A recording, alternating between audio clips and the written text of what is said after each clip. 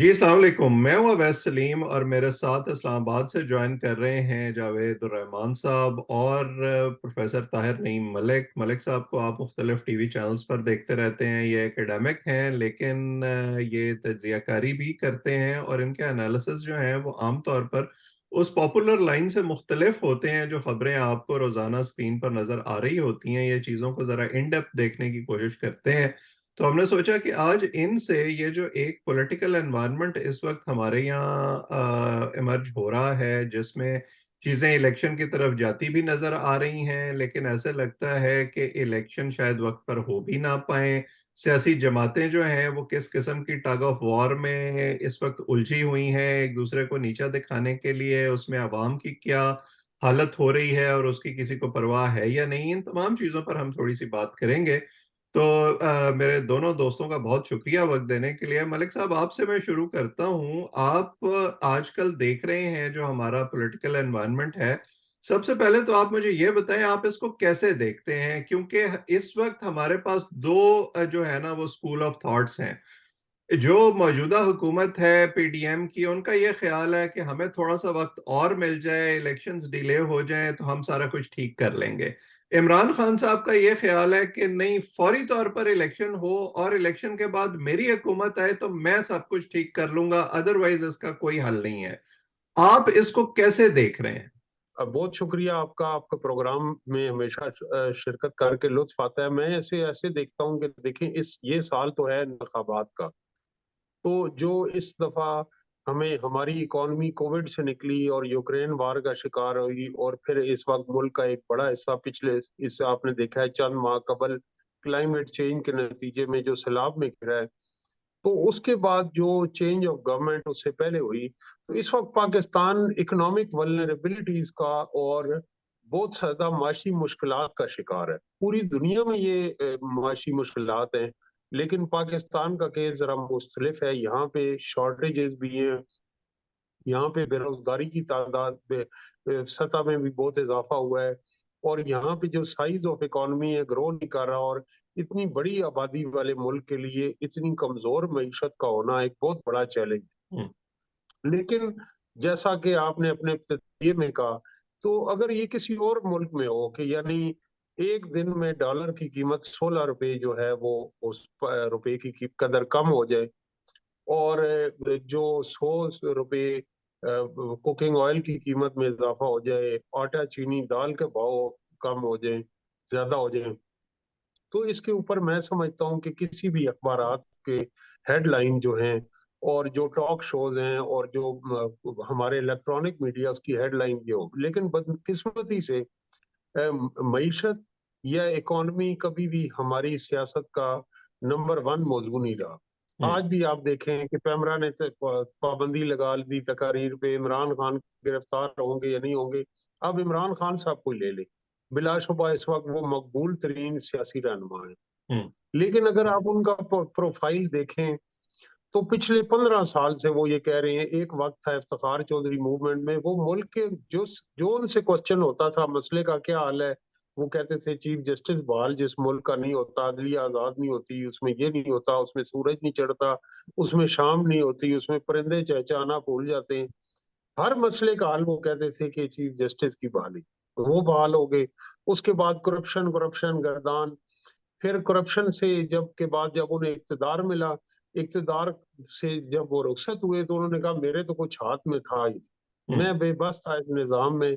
अब इस बेबस निजाम में जिसमें वो गलतियों का बरमला इतराफ कर रहे हैं, और वो दोबारा आना चाहते हैं। वो दोबारा कैसे वापस आना चाहते हैं कि वो पिछले आर्मी चीफ का कोर्ट मार्शल करना चाहते हैं, और अगले से अच्छे मरासिम मुस्तवार करना चाहते हैं। तो इस वक्त जितनी भी सियासी जमातें हैं, मेरा ख्याल है पीटीएम को छोड़ के जो एक सोशल मूवमेंट है, और बाकी सारी सियासी जमातें हाइब्रिड मॉडल को में वो एज ए किराएदार के तौर पे आना चाहती हैं। वो हम्म। ये चाहती हैं कि जो शेयर है इस वक्त, आप वोट को इज्जत दो। नून लीग का बड़ा बयानिया था, मियां नवाज शरीफ, मरियम नवाज शरीफ ने बड़ी मजामती सियासत की, और फिर अचानक खबरें आएंगे मामला दुरुस्त हो रहे हैं, चंद मुलाकातें जो खुफी हैं उनके नतीजे में इख्तिदार मिल गया। अब यही कोशिश इमरान खान साहब की है कि हम्म। वो इसी तरह की कुछ अपने मामला दुरुस्त करके आ जाएं।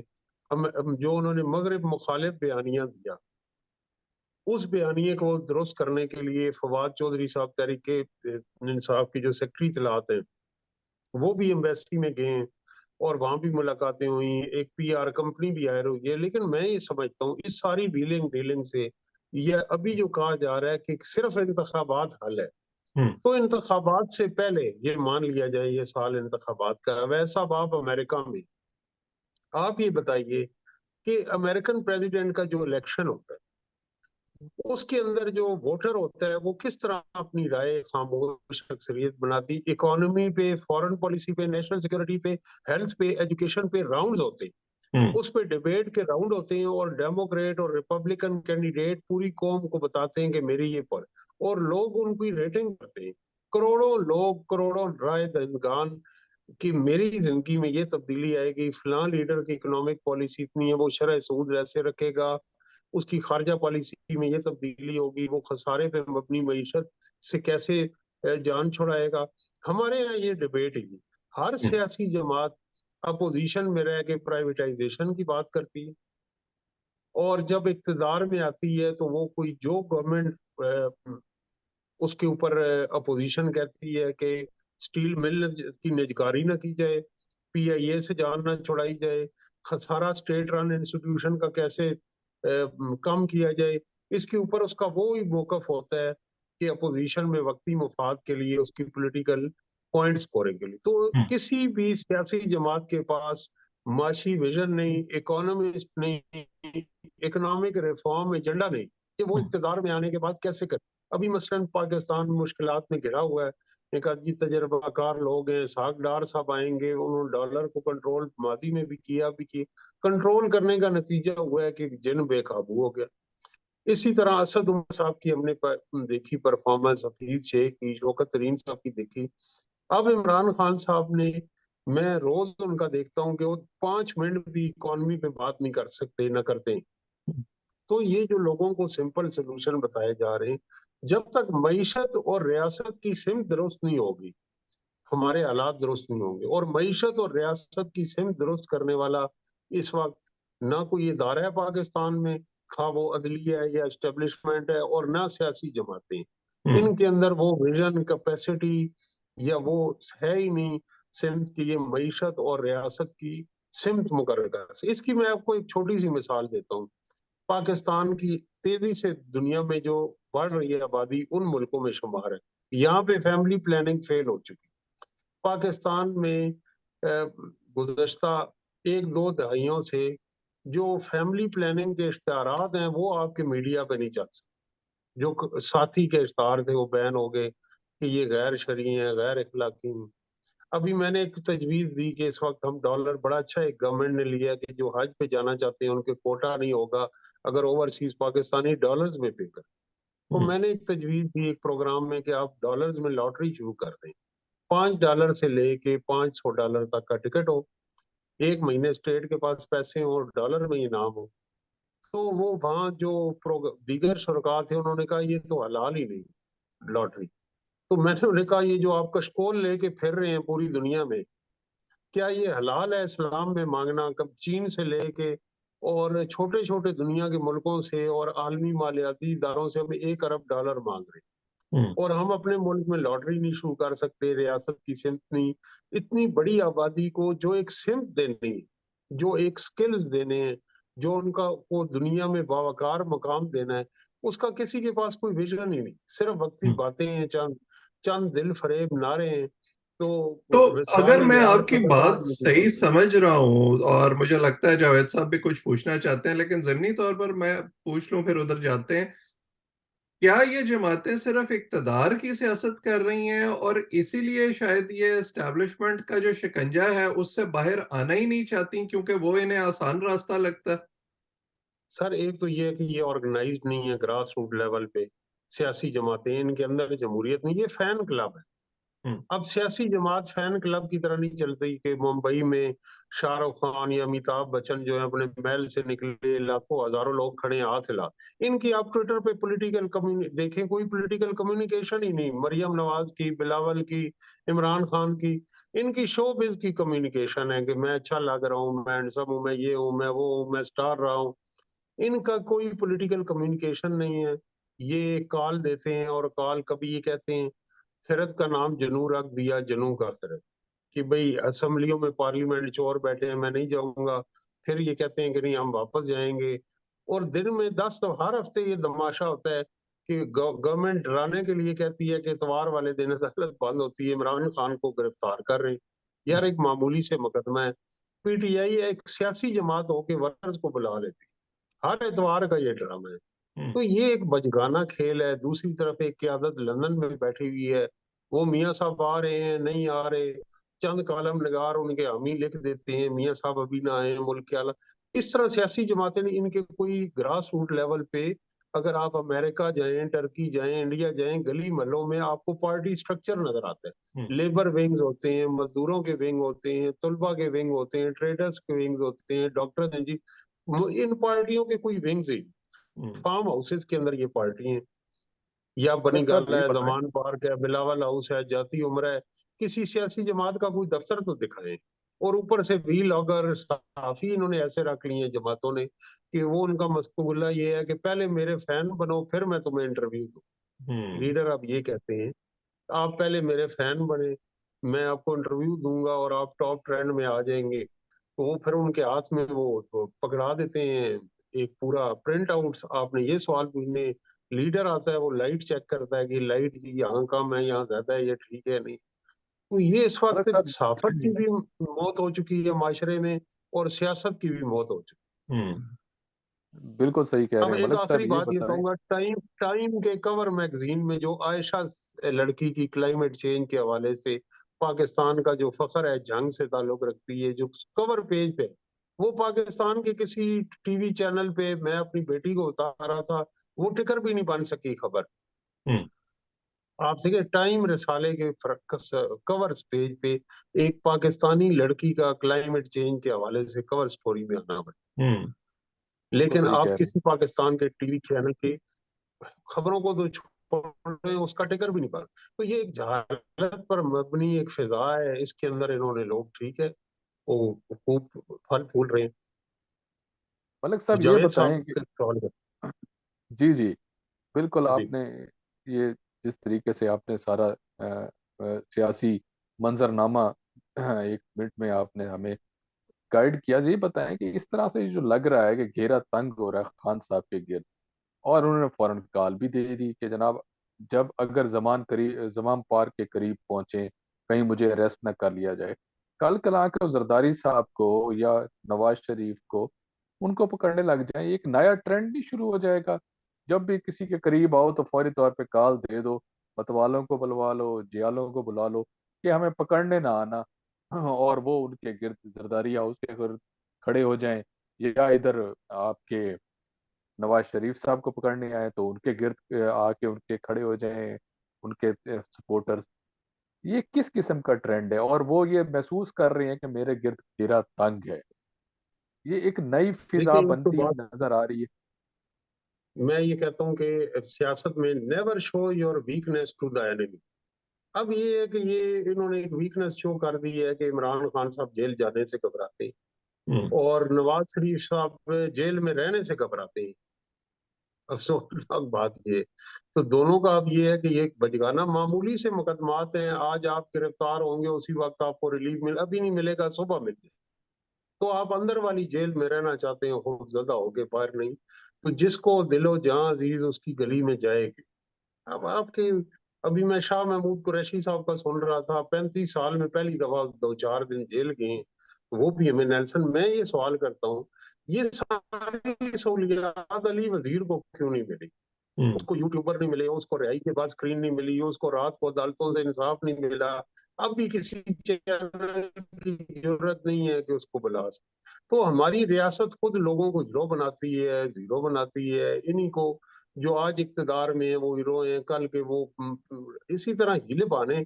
अब ये जो मिडिल क्लास का सबसे बड़ा मसला है कि रूल ऑफ लॉ की बात करती है, करप्शन की बात करती है। जब रूल ऑफ लॉ इन पे लागू होता है तो फिर ये एक्सेप्शन ड्रॉ करते हैं, फिर एग्जेम्पशन इस्तिस्ना की तरफ ये आते हैं कि नहीं जी शुरू वो में आप देखें खान साहब एक वजीर आजम रहे हैं, तो वो कैसे वहां पेश हों, वो पाकिस्तान का स्टार है, उनको खतरा है। मेरा सवाल ये है कि और हमारा अदालती निज़ाम में इंसाफ नहीं। ये तीन सेट ऑफ आर्गूमेंट पीटीआई के फॉलोअर।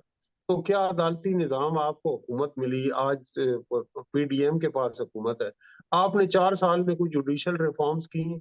हम्म। आज जो गवर्नमेंट है उसने जुडिशल रिफॉर्म, और क्या अदालतों में इंसाफ ऐसे मिलेगा कि हजारों फॉलोअर्स को मैं लेके वहां यार एक तरफ तो आप मगरिब की मिसालें देते हैं, हजरत उमर की मिसालें देते हैं, और दूसरी तरफ आपका ये तर्ज अमल है। तो ये सारा एक, लेकिन जो उनका फॉलोअर है वो फैन फॉलोअर है, वो जो भी कहेंगे वो कहेंगे कि ये हमारी आंखों का सरमा है, जो उन्होंने वो डिसीजन लिया है।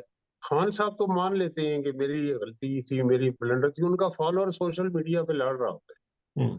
तो ये जो मेरा ख्याल है एक वीकनेस इमरान खान साहब ने शो करा दिया। अब हर इतवार को हर कुछ दिन बाद, और एक दिन इसी तरह शेर आया देखिए इमरान खान साहब अरेस्ट हो जाए। गवर्नमेंट ये चेक करती है कि इस तरह का शोशा छोड़ के कितने बंदे आए। हम्म। जब आप कोई पार्टी कॉल देती है तो फिर पाकिस्तान में इमरान खान साहब मकबूल रहनुमा है, सियासी जमात है उनकी।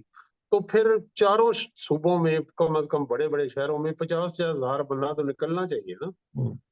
आपके घर के क्यों करीब 500 बंदा खड़ा है, ये खड़ा है, ये कोई मतलब इस ये वैसे एक। जहां तक मलिक साहब आप निकलने की बात कर रहे हैं, तो हमने जेल भरो तहरीक में भी लोगों को निकलते हुए देखा है। और वो उसी जेल भरो तहरीक को आज वाली तहरीक उसका जो बानी था, जब उसको अरेस्ट करने आए हैं तो उनको भी देखा है हमने किसी तरह से। पहले उनके शिबली फराज साहब कह रहे हैं कि जनाब वो अंदर मौजूद नहीं है, फिर वो अंदर से तकरीरें कर रही हैं कि आपने मेरे जो सपोर्टर्स हैं इधर उधर कहीं नहीं जाना, ये रात 10 बजे तक हो सकता है मुझे अरेस्ट कर लें। चलें, ये तो खान साहब का हो गया। इधर आपने शुरू में बात की इलेक्शन से रिलेटेड कि इलेक्शन का साल है। इलेक्शन के साल तो है, लेकिन अब ये देखें कि जो पीडीएम हुकूमत है, क्या उनका मोहब्बत जो है वो थोड़ी सी उखड़ती हुई नजर नहीं आ रही? बिलावल साहब कह रहे हैं कि हम वजारतें छोड़ देंगे, और अगर सैलाब जदगान और दूसरे उधर सही तरह के इकदाम ना किए गए अभी तक, तो उनको अब याद आ गया है कि जनाब ये हुकूमत का हम भी हिस्सा है, तो हमें अपना किरदार अदा करना चाहिए, हमें अपनी बात करनी चाहिए। इलेक्शन के करीब क्या इनका खलीद ज्यादा बढ़ेगी? अगर खलीद ज्यादा बढ़ती है तो वो खान साहब का भी मुकाबला करना है, तो ये कैसी कैफियत सी अजीब सा एक गड़बड़ सा बन गया है।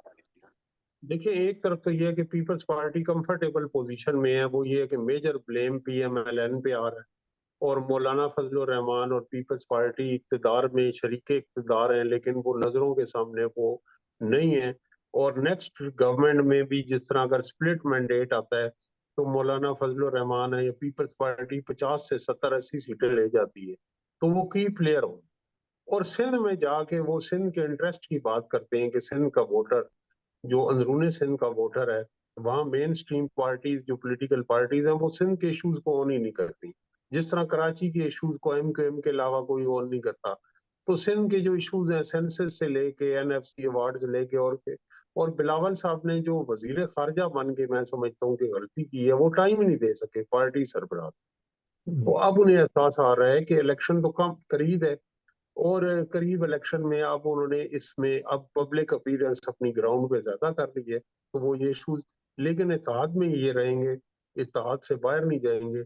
और इनको वो कुव्वतें इकट्ठी करेंगी। बाकी ये जो फैसला था ओवरऑल पीडीएम जमातों का, और पीपल्स पार्टी तो पीडीएम में है भी नहीं, ये फैसला कि इस वक्त हुकूमत में आने का, इस फैसले की बहुत बड़ी पॉलिटिकल कॉस्ट होगी जो इन्हें आज भी देनी पड़ रही है और आने वाले इंतखाबात में। यानी आपको हासिल क्या हुआ? जब इमरान खान साहब की गवर्नमेंट खत्म हुई तो उससे चंद हफ्ते पहले तक उनके जो अपने कैंडिडेट थे, सिटिंग मिनिस्टर थे, वो कंफर्टेबल ही नहीं थे कि वो पीटीआई के टिकट पे इलेक्शन लड़े। तो सिवाय इसके कि आपने वो जो बदनामी का टोकरा उठाया हुआ था पिछले रजीम ने, वो आपने अपने सर पे रख लिया। रिलीफ ये आपको मिला है कि आपके मुकदमात खत्म हो गए हैं और आप हुकूमत में आ गए हैं, और पिछले 4 साल की जो परफॉर्मेंस है वो आपको डिफेंड करनी पड़े। तो इसलिए ये थोड़ा बहुत अपोजिशन का तासर जो है पीपल्स पार्टी इसमें देगी सिंध के अंदर, ताकि वो पॉलिटिकल माइलेज उसे हासिल हो। लेकिन ये सारी जमातें मुश्किलात का इन्हें सामना करना पड़ेगा, क्योंकि इमरान खान साहब जो है ना वो नॉन ट्रेडिशनल जराए से, गैर रवायती जराए से इन जमातों को बहुत टफ टाइम दे चुके हैं। हम्म। वो जिसमें सोशल मीडिया का इस्तेमाल है, सोशल मीडिया के जदीद तरीन जराए का इस्तेमाल है, यूथ इंटरेक्शन है, और वो बहुत एक्टिव है। मोबिलाइज जलसे उन्होंने जितने किए, और कातलाना हमला के बाद भी उन्होंने जितनी जूम और ऑनलाइन खताबात किए, रोजाना वो 1,500-2,000 बंदों से मिलते। हम्म। तो ये जो सियासी जमातें हैं, अब इनमें वो एनर्जी नहीं है जो इस वक्त पीटीआई है, इमरान खान। हम्म। तो ये बताएं मलिक साहब फाइनली कि अब जैसे आपने शुरू में बात की थी कि जी ये इलेक्शन का साल नजर आता है, अ, आपको लगता है कि इस सारे खेल में एस्टैब्लिशमेंट जो है वो न्यूट्रल रहेगी, या कहीं ना कहीं आपको उनका रोल वैसे ही नजर आता है जैसे हर इलेक्शन में होता है? और क्या इंतखाबात के बाद हमारे मसाइल हल हो जाएंगे, या यही खींचातानी की फजा जारी रहेगी?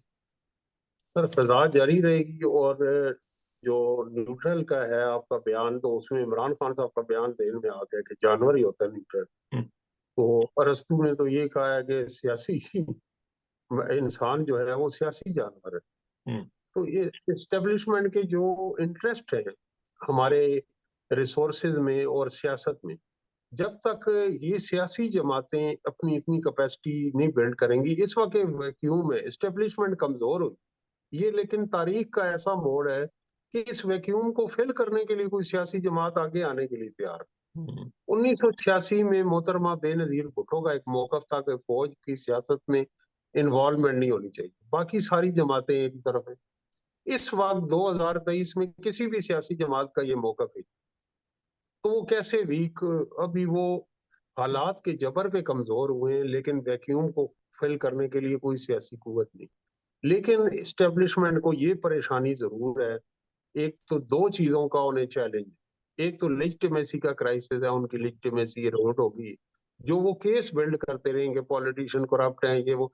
अब एक ऐसे बंदे को उन्हें करप्ट साबित करना पड़ रहा है जिसको उन्होंने 10-20 साल खुद उसका एक बयानिया तरतीब दिया, और करप्ट पॉलिटिशियन के खिलाफ कंपेन करके उसको लाए, हम्म। उसको वो कैसे करप्ट कहें।